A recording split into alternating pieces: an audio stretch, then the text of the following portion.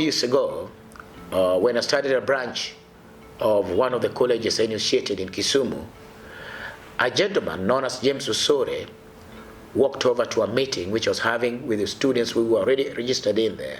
And I realized he was very impatient and wanted to see me at the end of that meeting. I finally obliged, and we stayed speaking until 9 p.m. in the night. And his story was very moving. Many years back, he missed out the cut-off points to join a public university, having completed his A-level examinations. And after that, he decided to do short courses, mainly in accounting, and after doing that, he joined as an intern in one of the biggest banks in Kenya. And having attained that, he rose within the ranks to become the assistant manager of the branch of that bank in Kisumu. Between the time that he got the job and becoming the assistant branch manager, he had by that time attended a number of international workshops, had prepared a lot of documentations to make presentations on behalf of the boss. And he thought it is high time that he improved so that his juniors don't look down upon him to be an undergraduate who is a boss. An advertisement came out from one of the public universities which had a branch in Kisumu. But his problem is that his grade was a C-, but the university required a C+. Aimed with a typewriter, he decided to forge that result slip, and he turned the minus to become a plus. And he presented, and he was not discovered, and he joined the degree program in commerce. Having done 2 semesters, some colleagues started talking that he joined the university without the required qualifications. Of course, the university started investigating. Mind you, by this time, he was on top of the class. Of course, they got that he had initially gotten C-, having checked with the Kenya National Examinations Council, and he had forged it. Of course, it was reported to the police. He was kicked out of the university rudely, and his dream was done.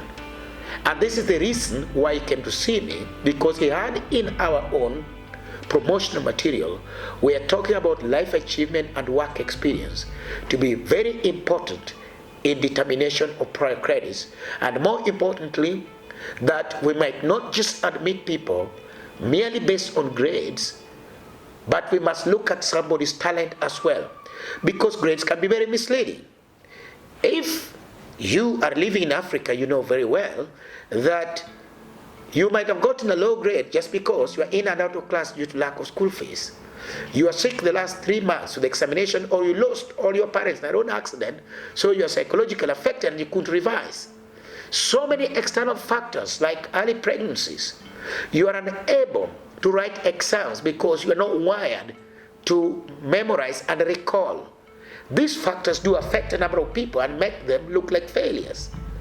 So when I explained this to him, he really liked it, and when I took the assessment for mature talent, and I found this guy to have volumes of energy, of knowledge. No wonder, with his low qualifications, he was able to rise within the ranks of the bank. So I decided to register him so that he can be able to join the program with one of the international universities. Within just 11 months, the gentleman had already written very, very impressive projects. In fact, we realized that this gentleman might not have done very well in a very short time on written exams because he's more practically oriented than conceptual orientation. And with that, the man cut down, because of exceptions, the duration of time, and within those 11 months he was able to achieve his degree from an international university. And I'm very impressed that as of today he is already almost completing his doctorate degree. This is something that would have taken him no less than 6-7 years to attain, and he has just done this in under 3 years. Imagine between getting a bachelor's degree to doctorate in just about 3 years, because you are earning huge exemptions because you do have prior credits which give you those exemptions. And I think this is some good lesson that is not just important for those in Kenya, but for the rest of the adults that live in Africa.